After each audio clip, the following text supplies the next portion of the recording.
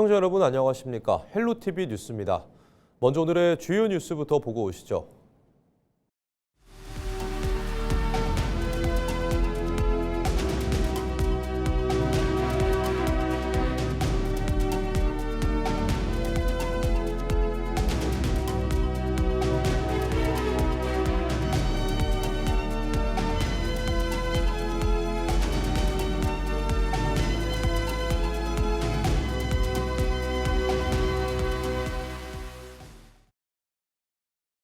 조용익 더불어민주당 부천시장 예비후보가 2차 경선을 앞두고 지지를 호소했습니다. 서진웅 예비후보는 거리로 나서 시민들을 만났는데요. 최종 경선을 앞둔 더불어민주당 부천시장 후보들의 모습을 이정하 기자가 취재했습니다. 조용익 더불어민주당 예비후보가 재선 필요성을 강조했습니다. 조 예비후보는 지금이 부천의 중요한 시기라며 대장 도시첨단 산업단지 조성을 비롯해 대기업 유치 등 굵직한 사업들을 연속성 있게 추진해야 한다고 밝혔습니다. 다만 최근 서진웅 예비후보를 중심으로 한 김광민 한병환 공동선대위원장의 연대에 대해서는 강하게 비판했습니다.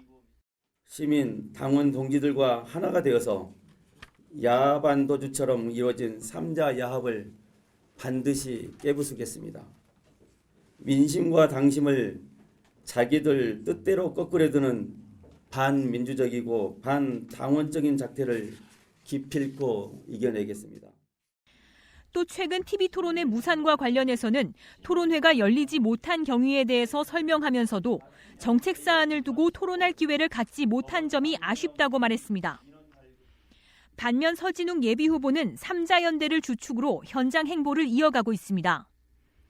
지난 15일 한병환 공동선대위원장과 함께 지하철 7호선 신중동역에서 출근길 인사를 한 데 이어 후원회장인 김용 전 민주연구원 부원장과 역곡 상상시장을 찾아 시민들을 만났습니다. 한편 TV토론의 무산 논란과 관련해 서진웅 예비후보 선대위 측은 조 후보가 SNS를 통해 서진웅 후보를 향해 쏟아낸 표현은 동지에 대한 예의를 저버린 오만한 처사라고 지적했습니다. 헬로티비 뉴스 이정하입니다. F1 그랑프리 인천 유치가 본격화될 전망입니다. 인천시는 지난해 6월부터 추진해온 F1 인천 그랑프리 기본 구상 및 사전 타당성 조사 용역을 마무리했다고 밝혔는데요.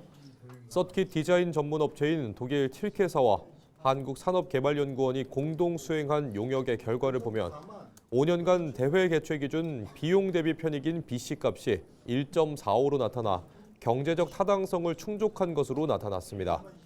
총 편익은 1조 1,697억 원, 총 비용은 8,028억 원입니다. 수익성 지수인 PI 역시 1.07로 사업 수익성을 확보할 수 있는 것으로 분석됐으며 총 수입은 1조 1,297억 원, 총 비용은 1조 396억 원으로 나타났습니다. 시가 구상한 레이스 트랙은 총 길이 4,960m, 최고 속도 시속 337km로 F1 서킷 기준을 충족합니다. 최적의 서킷 조건을 갖춘 장소로 송도 달빛축제공원 일원이 거론됐는데 인천국제공항을 비롯해 인천 지하철 1호선 등 교통 입지는 물론 인천대교와 워터프론트 호수, 센트럴파크 등 경관이 강점으로 평가됐습니다. 또 F1의 평균 소음 수준이 대형 K-팝 콘서트 수준임을 고려해 주거지 인근에 1,800m 규모의 박은벽을 설치하고 실시간 모니터링 시스템을 가동해 주민 피해도 최소화할 계획입니다. 시는 이번 용역 결과를 토대로 중앙정부와 대회 유치 승인 절차를 협의하는 한편 민간 프로모터 및 F1 측과 수익 비용 구조를 구체화해 나갈 방침입니다. 인천은 이 F1 경기를 하기에 최적의 조건을 갖고 있는 도시다 하는 것은 확실합니다. 이것은 F1 측에도 인정을 하고 있습니다. 이 인천이 글로벌 탑10 시티로 가는 데 있어서 매우 획기적인 전환점이 마련될 것이라는 말씀을 드리고 국제적 인상을 높일 수 있는 결정적인 기회도 될 것입니다. 세월호 참사 일반인 희생자 12주기 추모식이 인천 가족공원에서 열렸습니다.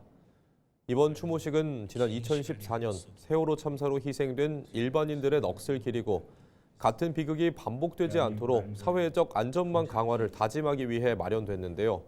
4.16 재단 주관으로 열린 이번 행사에는 유가족과 윤호중 행정안전부 장관, 유정복 인천시장, 도성훈 인천시 교육감, 박찬대 국회의원을 비롯해 지역 국회의원과 시의원 등이 참석했습니다. 한편 정부는 2016년 30억 원의 예산을 들여 인천 가족공원에 세월호 일반인 희생자 추모관을 조성했는데요. 추모관은 지상 2층, 연면적 486제곱미터 규모로 건립됐습니다. 정부는 세월호 희생자 304명 가운데 단원고 학생과 교사를 제외한 일반인 희생자 45명 대부분이 수도권 출신인 점을 고려해 인천에 추모관을 만들었습니다. 16일 오전 10시 10분쯤 서울 양천구 목동 신시가지 아파트에서 화재가 발생했습니다. 불이 나자 소방은 112명의 인원과 30대 장비를 동원해 40여 분 만에 진화를 완료했습니다. 화재로 주민 11명이 연기를 흡입했으며 이 가운데 여성 2명이 병원으로 이송돼 치료를 받았습니다. 불은 아파트 2층 작은 방에서 시작된 것으로 추정되며 화재 당시 검은 연기와 불꽃이 발생한 것으로 전해졌습니다. 소방당국은 정확한 화재 원인을 조사 중입니다. 국토교통부가 올해 수도권 공공주택 착공 물량을 당초 계획대로 6만 2천 호까지 확대하며 주택 공급의 속도를 내고 있습니다. 이는 최근 5년 평균치인 3만 호보다 2배 이상 많은 수준으로 지난 2020년 이후 최대 규모입니다. 이번 물량에는 남양주 왕숙과 고양 창릉 등 3기 신도시 18,000호를 비롯해 서울 성뒤마을과 성남 낙생 등 입지가 우수한 지역들이 대거 포함됐습니다. 국토교통부는 공급 시기를 앞당기기 위해 전체 물량의 16%인 10,000호를 상반기 안에 조기 착공하고 내년에는 착공 물량을 7만 호 이상으로 더 늘린다는 계획입니다. 부천시가 원도심 정비 사업 3곳을 비롯해 신구도심 역세권을 중심으로 주택 공급을 본격화할 전망입니다. 올해 일반 분양 물량은 4,400여 세대 규모로 주요 사업지로는 지난 2월 분양을 시작한 괴한 3D 구역 재개발 사업 750여 세대 규모입니다. 경인선 소사역 일대에서는 소사 3구역이 전체 1,600여 세대 가운데 890여 세대를 상반기 중 일반 분양할 예정입니다. 또 소사본 1회 1구역은 1,700여 세대 가운데 오피스텔을 포함한 1,400여 세대를 하반기에 분양할 계획입니다. 이와 함께 7호선 상동역 인근 옛 상동 홈플러스 부지에는 1,800여 세대 규모의 주택 공급이 추진되고 있으며 오는 7월 분양이 목표입니다.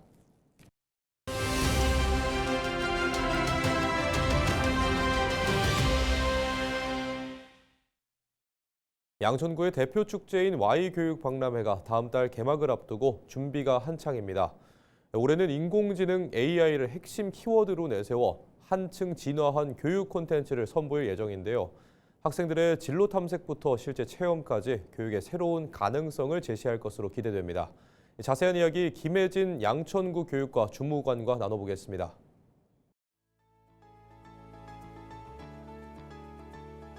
올해 Y교육박람회는 AI, 빅뱅, 경계 없는 교육, 한계 없는 배움이 주제입니다. 저희 교육박람회는 단순히 AI 기술을 소개하는 행사가 아니라 유아부터 성인까지 전 세대가 직접 체험할 수 있는 체험형 박람회라고 보시면 되는데요. 올해는 특히 과학기술정보통신부의 신규 후원도 유치했습니다. 저희 교육박람회 오시면 다양한 AI 기술을 직접 체험하실 수 있을 것 같습니다. 전국 최대 규모의 체험형 교육 박람회라는 것이 가장 큰 차별점이 아닐까 싶습니다. 특히 올해는 CES 참여 기업과 그리고 글로벌 빅테크 기업이 함께하는 AI 퓨처 그라운드라는 프로그램도 있고요. 그리고 미래기술 교육체험존, AI 인재 양성소, AI 생기부 분석 등 다양한 체험형 프로그램으로 구성을 했습니다.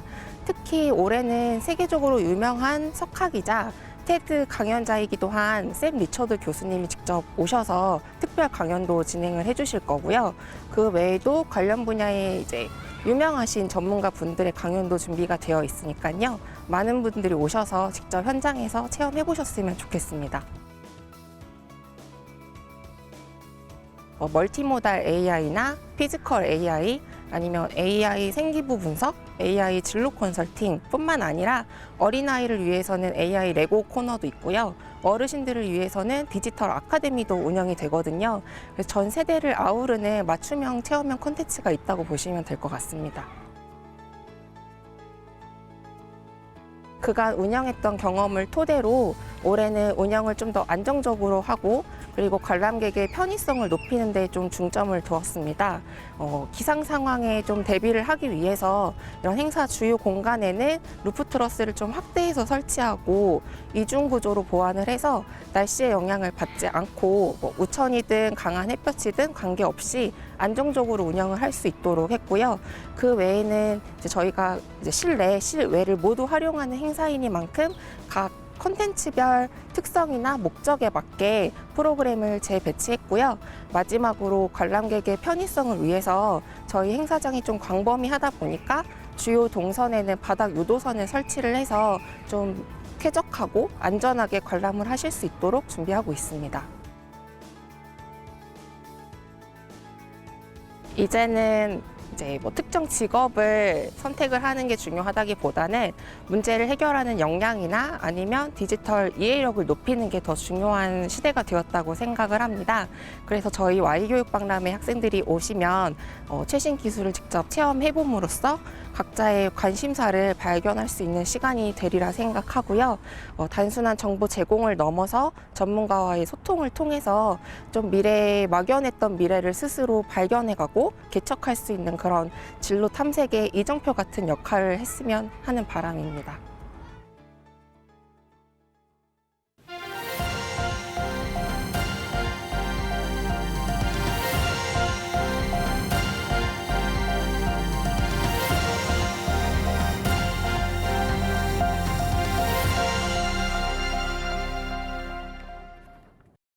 한국 케이블 TV 방송협회가 지난 15일 호텔라루 서울 M갤러리에서 2026 케이블 TV 방송대상을 개최했습니다. 케이블 TV 방송대상은 올해로 20회를 맞이했는데요. 행사에는 방송미디어통신위원회 등 정부 관계자와 국회의원, 케이블 TV 업계 임직원 등 약 300명이 참석했습니다. LG 헬로비전은 수상의 영예도 안았는데요.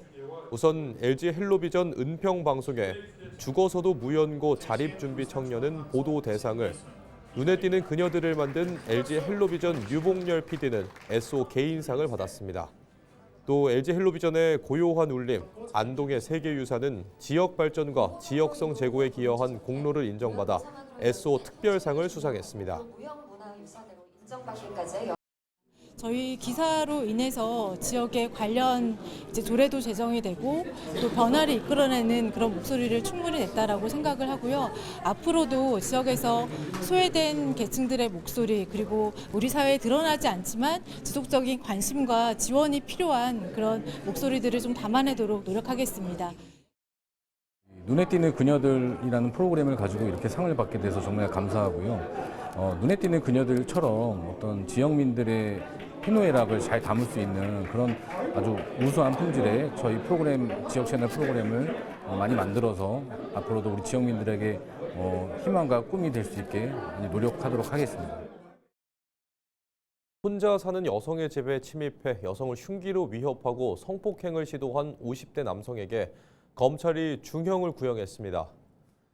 검찰은 의정부지법에서 열린 결심 공판에서 특수 강도 강간 혐의로 기소된 A씨에게 징역 10년을 선고해달라고 재판부에 요청했습니다. A씨는 지난 1월 의정부시의 한 주택에 침입해 20대 여성을 흉기로 위협하며 금품을 빼앗으려 하고 성폭행을 시도한 혐의를 받고 있습니다. 검찰은 피해자가 극심한 육체적, 정신적 고통을 겪고 있다고 지적했고 A씨 측은 경제적 어려움으로 인한 우발적 범행이었다며 선처를 호소했습니다. A씨에 대한 선고 공판은 오는 6월 12일 열릴 예정입니다. 주민들의 수건이었던 양천구 신월 이동주민센터 건립 사업이 본격적으로 시작됐습니다.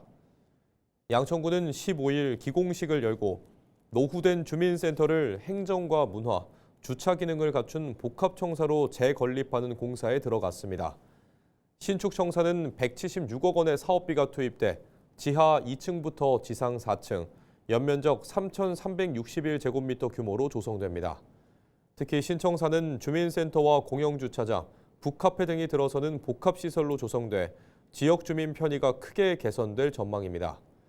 양천구는 신월 2동을 포함해 목 1동과 신월 1동, 신정 2동 등 노후 동청사 재건축도 속도감 있게 추진하고 있습니다.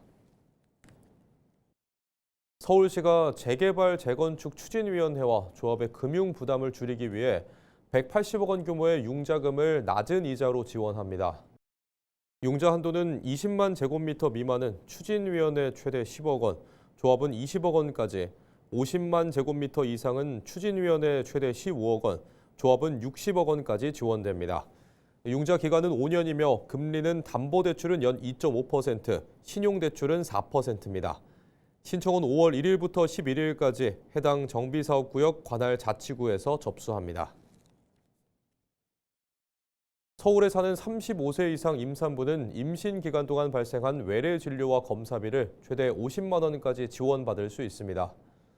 지원 대상으로 분만 예정 연도 기준 연령이 35세 이상 서울 시민입니다. 지원 항목은 외래 진찰료, 검사료, 주사료, 처치료 등으로 진료가와 관계없이 인정됩니다. 임신 확인 이후 유산한 경우에도 당일 처치비를 지원받을 수 있습니다. 양천구가 Y교육박람회와 연계해 AI와 자율주행, 드론을 주제로 한 미래교육센터 경진대회를 개최합니다. 대회는 박람회 기간인 5월 16일 스마트 양천, 목동, 넓은 뜰 등 3개 권역 미래교육센터에서 동시에 열립니다. 스마트 양천센터에서는 초등 저학년과 학부모가 팀을 이뤄 생성형 AI로 포스터를 제작하는 경진대회가 진행되고, 목동센터에서는 레고 스파이크 프레임을 활용한 자율주행 코딩 대회가 열립니다. 넓은 들 센터에서는 실내 드론을 활용한 팝 드론 개인전이 마련돼 참가자들이 조종 실력을 겨루게 됩니다. 대회는 초등학생부터 성인까지 참가할 수 있으며 참가자 전원에게는 AI와 코딩, 드론 관련 사전 교육이 제공됩니다. 신청은 이달 30일까지 양천구 평생학습 포털에서 가능하며 참가비는 무료입니다. 서울 은평구 보건소와 은평지역 자활센터가 취약계층의 건강 증진을 위한 업무 협약을 체결했습니다.